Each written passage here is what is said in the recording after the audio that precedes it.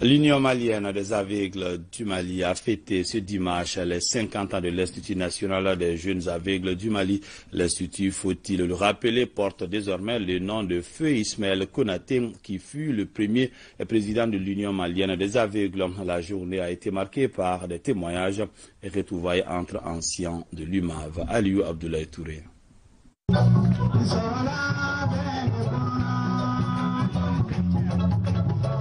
C'est avec faste que l'Union malienne des aveugles célèbre les 50 ans de l'Institut national des jeunes aveugles du Mali. En ce jour de fête, que de souvenirs et de nostalgie. J'étais l'un des premiers maîtres de second cycle, donc à faire passer le DEF aux gens. Ensuite, j'étais le premier directeur de la Société de protection des aveugles du Mali. Et c'était des moments difficiles. Mais avec Ismaël Konaté, rien n'est impossible. Il croyait en tout et il pensait que tout pouvait se faire. Aguissa Ag Aboubakrin est handicapé visuel. Il a refusé la fatalité. Sortant de l'Institut de formation des maîtres de Kangaba, aujourd'hui il enseigne au premier cycle de l'Institut national des jeunes aveugles. 32e promotion, IFM Kangaba. Je suis généraliste. Je suis né comme ça, je n'ai jamais vu. Par la grâce de Dieu. Nous sommes au nombre de 3 non-voyants pour la maman. L'aîné est décédé. Voilà, nous sommes tous nés comme ça. Mais j'ai pu faire la lecture du Coran, je lis le Coran, je finis le Coran étant non-voyant. Mais je n'ai jamais écrit. Lorsque j'ai lisé le Coran, je n'ai jamais écrit. Moi, donc j'ai mis ça en tête seulement que moi là, je suis comme les autres et toujours avec les autres.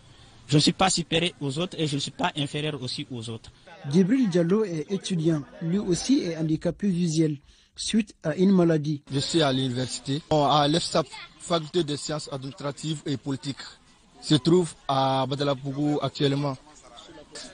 C'était à mon enfance.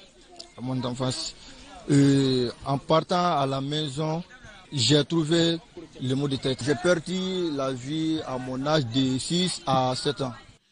À l'Institut des jeunes aveugles, les non-voyants sont confrontés à des problèmes d'hébergement, mais pas que. Je suis jeune journaliste de Cherche for Common Ground, Parlons Jeunesse. On n'a pas beaucoup de documents, quoi. On a besoin des documents et puis on a besoin des livres littéraires, des documents et surtout les livres africains, surtout Amadou Ampateba, Zulu Bajan Kouate, etc. quoi. Voilà, et puis on a besoin des matériels et écriture aussi des ordinateurs informatiques, quoi. Nous avons besoin de l'accompagnement de l'État, quoi. La mobilité étant le principal défi des handicapés visuels, dans ce cadre, ils sont très souvent victimes des accidents de la circulation. Ici, la plupart des cas, c'est des cas de blessures. Parce que vous savez qu'ici, il y a des gens qui ne parviennent pas à maîtriser les endroits. Donc, des fois, les enfants, vous-même, vous savez que les enfants, ils aiment jouer. Donc, en jouant, certains se blessent. Voilà, ils peuvent partir heurter des troncs d'arbres ou bien leurs fenêtres, même les portes, les lits. C'est le lieu encore vraiment de rappeler les gens de faire vraiment attention lorsqu'ils roulent avec les voitures et les motos. Parce que nous, nos gens, généralement, ils marchent avec des cannes blanches. Bon, il y a des gens qui ne parviennent pas à maîtriser ça.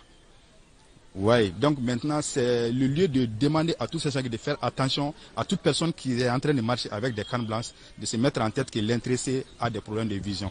Ce jubilé d'or offre l'occasion au président de l'Union malienne des aveugles de saluer les efforts consentis par l'État avant de lister quelques difficultés auxquelles l'Institut fait face. IGA a comme problème aujourd'hui l'écoulement des produits fabriqués par l'institution qui sont la CRE et la CEPR. Et autre problème, l'acquisition de matériel didactique, la couverture scolaire de l'ensemble du Mali par la scolarisation massive des enfants et également une meilleure opportunité pour mieux lutter contre la prévention et la lutte contre la cécité. C'est vrai, nous en faisons beaucoup déjà, mais nous pensons qu'avec l'accompagnement de tout un chacun, nous pourrons faire plus. En reconnaissance de son engagement pour la cause des personnes handicapées en général et les non-voyants en particulier, l'IGA a été baptisé Ismaël Konaté, ancien président de la Fédération malienne des personnes handicapées. Le dimanche, les espaces verts en face de la cité administrative sont pris d'assaut pour le bien-être des populations. Des dispositions sécuritaires sont prises. La voie venant de Djikourouni Para en passant par la porte principale de la cité